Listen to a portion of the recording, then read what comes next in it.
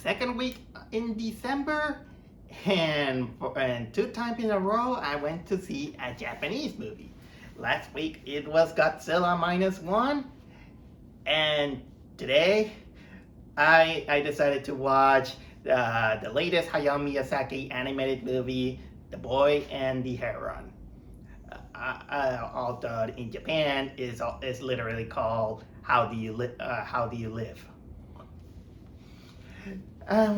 So anyway, at first I wasn't exactly 100% going into the movie, but I felt kind of bored, and well, another reason I went there is because it's Hayao Miyazaki. I'm not exactly the biggest fan of Hayao Miyazaki. I still think that he is a very overrated animated director, but I do respect him. It's almost like a love-hate relationship with this guy. Probably my feelings to this guy is that he's a little bit similar to my feelings with Christopher Nolan. I respect the guy, but I still find him a little bit pretentious. But I think most of it is because I still feel a little bit salty when Hayao Miyazaki. I don't know what came into his mind, but he begins to say that anime was a mistake, which I highly disagree. You're still doing anime. Also, he's kind of like a weird person, I'll say. Sometimes when you watch some of the documentaries, when you try to analyze his personality, he's a little bit overly strict. I'm not 100% knowledgeable about this guy, but considering how the movies are done, I sometimes imagine that he is kind of almost like the Stanley Kubrick of animation. But that's just deduction. I can't vouch for that. But again, I still respect him. Although I'm not the kind of guy who say that every single Studio Ghibli movie is a masterpiece, because there are some others that I like, and some others that I don't like. For example, the ones that I like are from what comes into my mind. Spirited Away is obvious that I like. I also have a little bit of a soft spot for a house moving castle. Oh, Princess Mononoke, that was brilliant. I really love Princess Mononoke. I think that the last movie I saw from Hayao Miyazaki is The Wind Rises. I like that one. A little bit dull pace in one way or another, and also take some creative liberties on the biopic. That's kind of like a little bit one of the bit of the problems that I had with that one. But of course, there are others that I haven't seen, and there are some others that I particularly don't like. You're gonna glare eyes at me, but I didn't like My Neighbor Totoro much. Sorry, I wasn't keen about this movie, especially because the little girl was a little bit too bratty for my taste.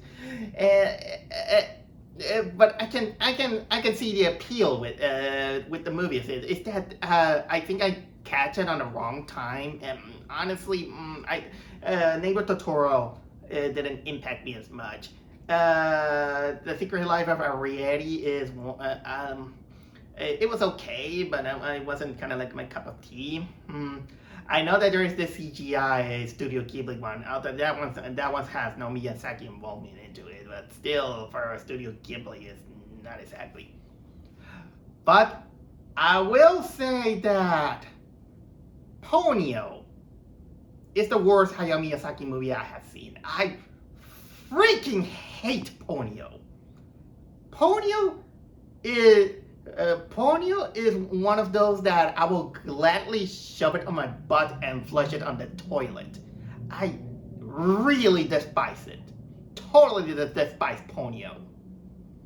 Okay, that was my That was kind of like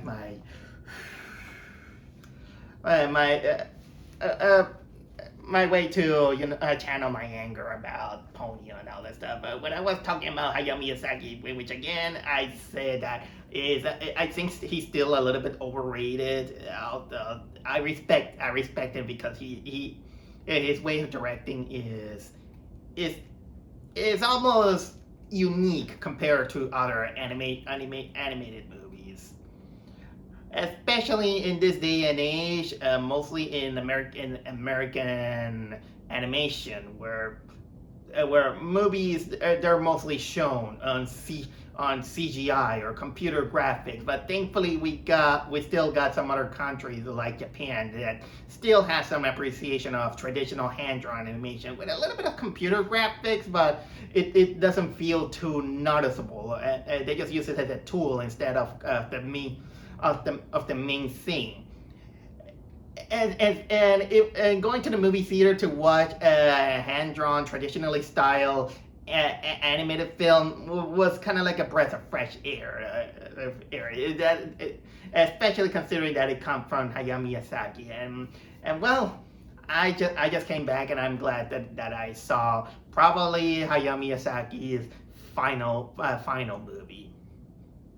Is it gonna be the final? Are you?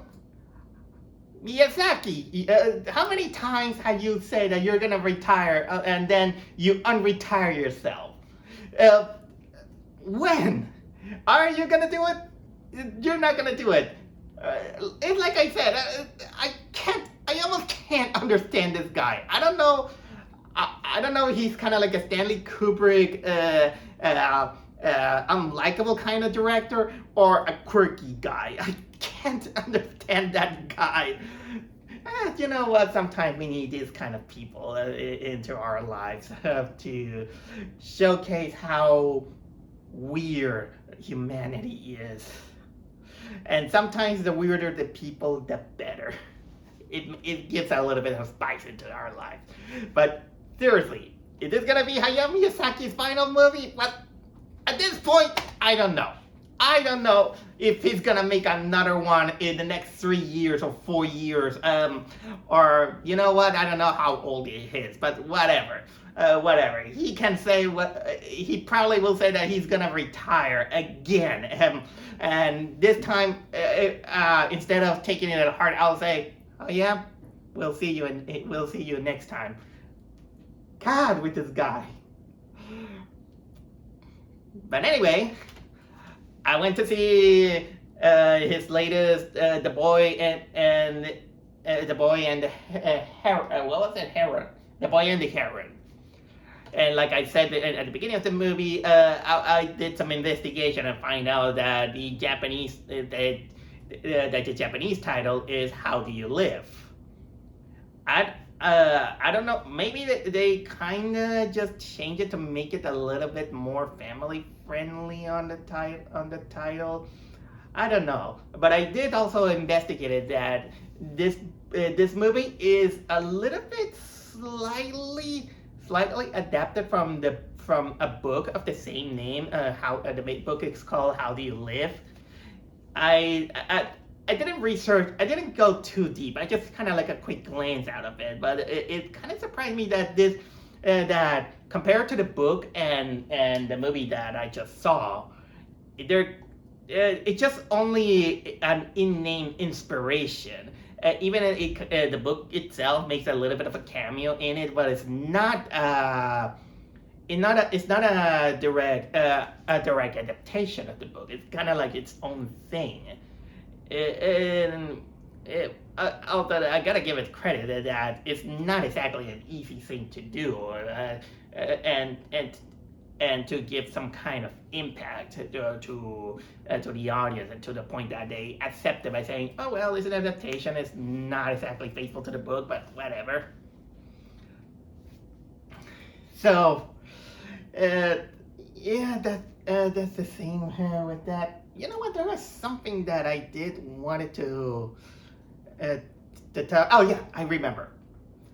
The American distribution of this movie is again G Kids. I still hold up someone should rename this company, because G-Kids, especially when you're distributing movies like Modafukas or something like that, which was not exactly family friendly, and I do agree. It really changes because you're falling into the stereotype that just because it is animated, it automatically means that it's for children. So if that's the case, let's have children watch Family Guy or American Dad, or let's have children watch garbage like Mr. Pickles. I mean, they're animated. It's for children. Guys, these and people say that they're annoyed by stereotypes when you are really stereotyping this. Oh, this is animated. It's for children. Stop it! But with that in mind, I'm glad to say that this movie, the boy and the Heron, is actually good. It's not exactly my favorite of the Hayao Miyazaki movies, but it's good. There are some things that I will tell you that it doesn't make an exactly perfect movie, but I'm just the kind of guy who never tries to overhype it. Because when it's about Hayao Miyazaki, and every time a movie comes out, almost everybody, movie critics, fans from Hayao Miyazaki, people that like animation, almost everybody, they talk about, wow, this is Hayao Miyazaki's best. He's the best. He's wonderful. Yeah, I agree, he's really good, but come on, don't overhype it, because when you overhype something, it kind of comes up a little bit that you're just a slave of your emotions. Have some a little control, and honestly, nothing in this world is perfect, and I prefer something imperfect than perfection. It doesn't feel kind of like unsatisfying. I think I already talked enough about that. So the story of the movie is about this kid. What was the name of the kid again? Mahito. It's a kid named Mahito. The movie takes place in Japan during the the Pacific War, which come to think of it seriously, is first Godzilla -1, and now this movie, which is technically set between post World War II Japan. But anyway, Mahito loses his mother in a fire, in a hospital fire, to make it more precise. And then a few moments later, he moves into a rural town because his father is taking care of a company, of a factory, but at the same time he's marrying this woman who is revealed to be the kid's mother's sister. And she's expecting a baby. And understandably, our protagonist he's upset. He's angry. He feels like he feels the grief at the loss of his mother. But then and you see him kind of struggle, trying to fit in his new environment where he's being taken care of by apparently the eight old lady dwarfs. and he also is a little bit distant with his father and his new mother. He doesn't fit in at school, to the point that in order to escape from going to school, he injured himself with a rock on his head. But then things get a little bit awry when he finds a heron, which is kind of like a type of bird that kind of looks like a crane. And the heron begins to tell him that that he probably he that there might be a possibility that his mother is still alive. The kid doesn't believe it, especially because he's been he's been told that herons have the what was it, has the habit of lying. But either way, then he chases the heron that leads to a mysterious tower in which apparently someone is expecting him, and from there he enters, let's say to another world where fantasy goes on. And from this point, I'm gonna stop saying too much about it because either way, it's gonna spoil too much about the movie. Although, funnily enough, the things that I have said, it takes place mostly on the kind of like the first half of the movie. And oh my god, I'm gonna get to something that about one of the, well, problems I would say about the movie. It's not exactly that destroys the movie, but it still is something that I want to address. But like always, I gotta talk about a bit about the characters. I am gonna skip a little bit about the voice actor because I am not exactly 100% knowledgeable of the Japanese voice actor, and also because I didn't make my research on each one of them. And from what you can tell, I did saw the Japanese version with English subtitles, and I will say that it's mostly my preference because it gives kind of like an authenticity and some respect to foreign actors and see how they do. I could easily have watched the English version, but sometimes English dub anime, I don't have too much of a keen to it. There are exceptions, but not exactly like that. But I will say that for Japanese voice acting, it is really decent. It's really good. Not exactly Godzilla -1 type of acting, but still they do a good job. As for characters themselves, let's say there's one thing that I want to tell you in advance, that the movie, in ways, the more it advances and the more things begins to happen, it begins to feel like an Alice in Wonderland style of storytelling, in which things get a little bit weirder and things pop out of nowhere as much as you go on. And I meant to say that because our protagonist is kind of like the Alice in Wonderland. That I do like the personality of the kid. He's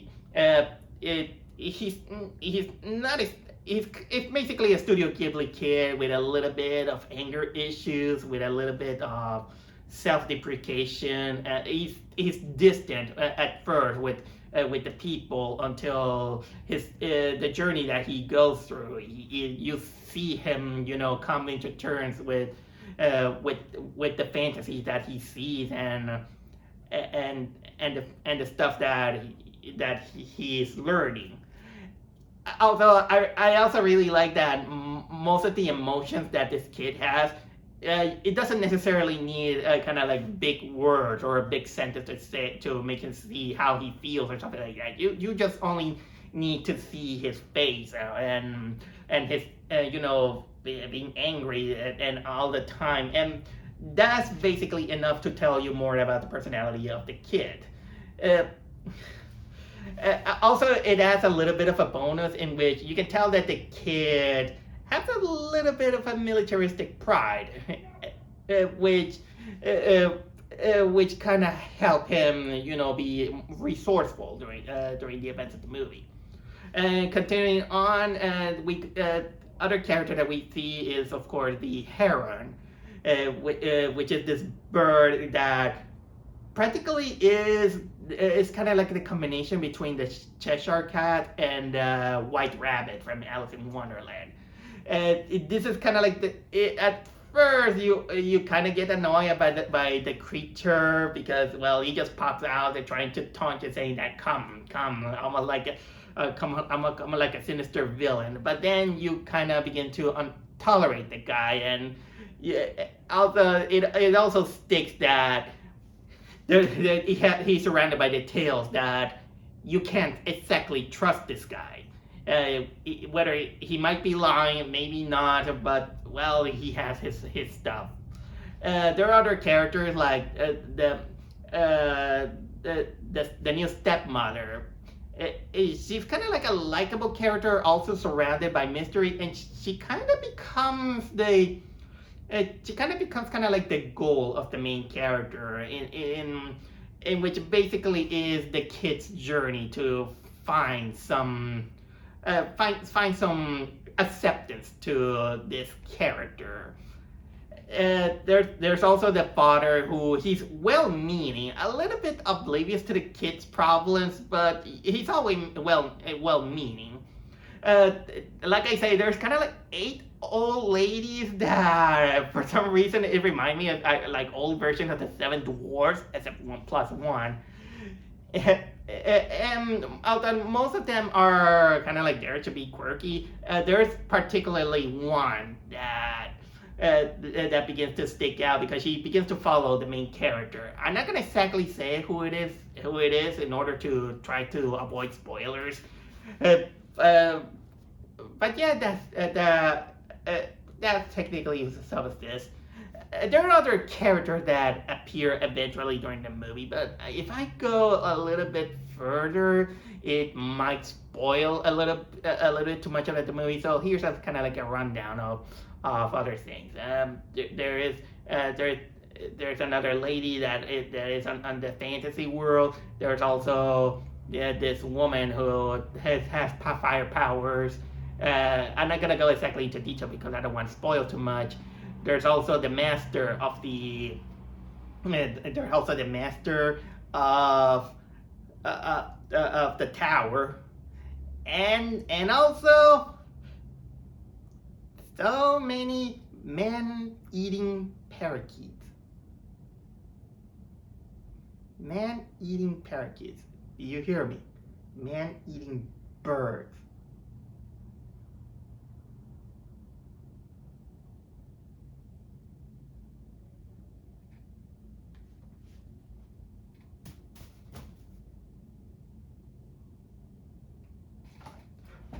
Okay, sorry, Spencer. I can't be mad at you. It's just them. It's just them. Birds are weird. All right, that's enough for me talking about the character because I don't want to spoil too much. I'll do my best with that. Let's go with the technical side. Like I said, this is hand-drawn digital animation, and it is kind of like a breath of fresh air to see something like that in the big screen once in a while. But it has the usual Hayao Miyazaki really detailed and really fluid moments this is kind of like the thing that captivates us. You can tell that they put a lot of effort in animation to the point that it's bountiful and at the same time beautiful. It kind of makes you wonder how much work they go into it, and even the smallest things is really detailed, and this is very typical when you see on those Studio Ghibli movies where they even little actions like putting on your clothes or stuffing stuff on your pockets. It's so complex. It's a simple action, but yet made it so complex and so much fluid and so much detail that it's mesmerizing at the amount of work that it goes through, but it's both admirable, but at the same time, sad. And I don't mean sad in a bad way. I'm just saying that considering how can I say the amount of stress and work that an animator or various animator had to go through for even a few seconds. Imagine the toll that making this thing, especially for a 2-hour movie, it is both admirable and sad, and especially considering as you try to think how much they have to be paid for this. And I would love to know a little bit more about the updates on how is the economy and the anime industry. Because looking at this, it really looks kind of like expensive. I haven't checked the budget, but I don't think that is as high budgeted as a Disney movie. Maybe talking to you, Wish, $200 million in a budget. Wow. Still, it's admirable to see all that animation, and it's beautiful. And in a ways, despite the things that I said, it pays off very well. You'll remember these things for a long time, and it is in a way inspiring. That doesn't mean that I also diminish other work then which has a more stylized and sometimes choppy animation to cut out the budget.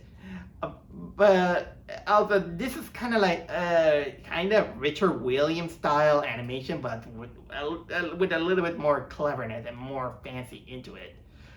It also really helps that these kind of movies, it also has this setting of a very imaginative world that that they just push out where the boundaries of fantasy and art go through, and it kind of makes you feel like you're watching kind of like an animated version of a poetry. Not exactly the best example I will say for this. Sometimes you can go a little bit more stylized. But this one, it kind of makes it work in a fairy tale type of animated movie. Here's, and now I'm gonna talk to you a little bit. I have a little bit of a problem with the movie. Mostly about this, how the movie wanted to handle a little bit the message. While I get it what it was going through.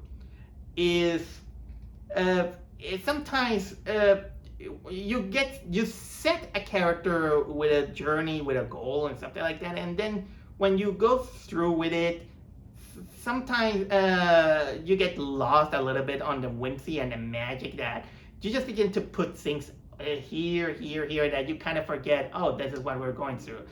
Don't worry, the movie's not clumsy enough to get you lost on the theme that in this case, we got a kid's journey to find some closure on his regret of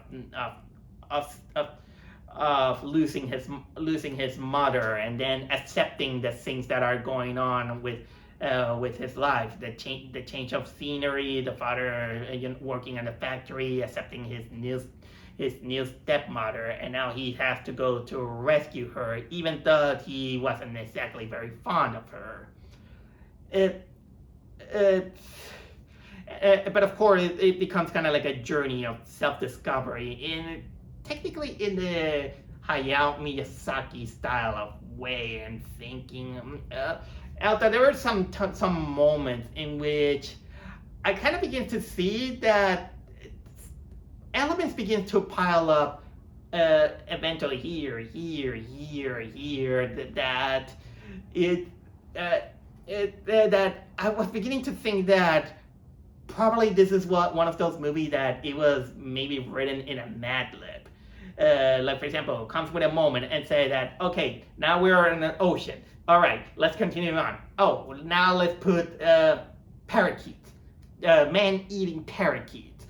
Oh, then we got this girl with fire. And then we go, and then the movie kind of even goes through this multiverse time traveling kind of plot that it adds a little bit too much. Then they wanted to make the kid kind of that he is basically a descendant, that he's gonna inherit the master's tower or something like that. I'm just giving you elements, not exactly for the sake of spoiling the things, but you know where I'm getting at. Is that sometimes it begins to put elements here and there, and at first I thought that this might harm the movie a little bit, because it kind of oversaturates a little bit too much of elements as it goes on. But then I kind of begin to accept it, considering that is but actually the moment that made me accept as it is when Alice in Wonderland pop out of my head, and it kind of have a little bit of that similar vein. But there is one thing that I do want to give it also as a negative of the movie. And like I said, I don't like to overhype the movie, even though it's good, especially this one. And I think that Hayao Miyazaki also has enough praises that maybe kind of like a small criticism, maybe it won't harm enough.